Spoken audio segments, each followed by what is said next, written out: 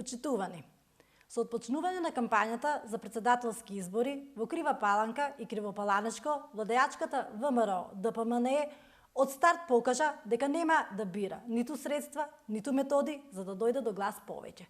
Имено деновиве до корисниците на кредит преку програмата за самовработување кои беа доделени од страна на Агенцијата за вработување на Република Македонија се упатува писмо во кое се бара да се подржи владеачката гарнитура.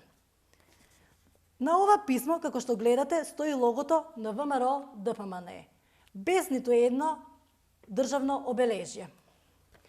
Само како информација за јавноста, програмата за самовработување се реализира од страна на Министерството за труд и социјална политика, Агенцијата за вработување, Агенцијата за поддршка на претприемништво и Програмата за развој на Обединети нации UNDP.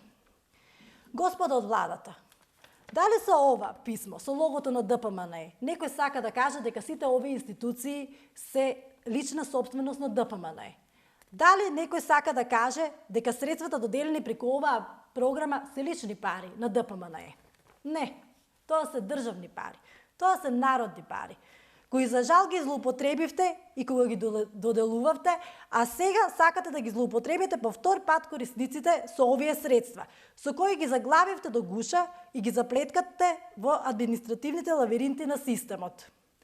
Ние многу добро знаеме како и на кој начин се употребија овие средства. Некои од нив за свадби, некои за автомобили, некои за одмори. Но за тоа одговор ќе дадете пред надлежните институции секако по 27 април. А уште подобро знаеме кој и колку зеде провизија, но за имиња ќе слушнете наскоро. За нас е битно колку успешни приказки имате од оваа програма и од илјадниците потрошени евра. Колку е бројот на вработени лица врз основа на оваа програма.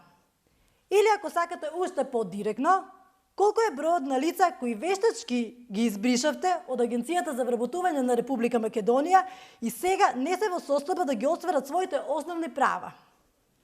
Вашето мото за оваа програма беше: осмелете се и отпочнете собствен бизнис со самовработување. Навистина после се, храбро се да плаќаш огромни казни и давачки, државни пари да се трошат без усул, а граѓаните едвај да преживуваат од први до први.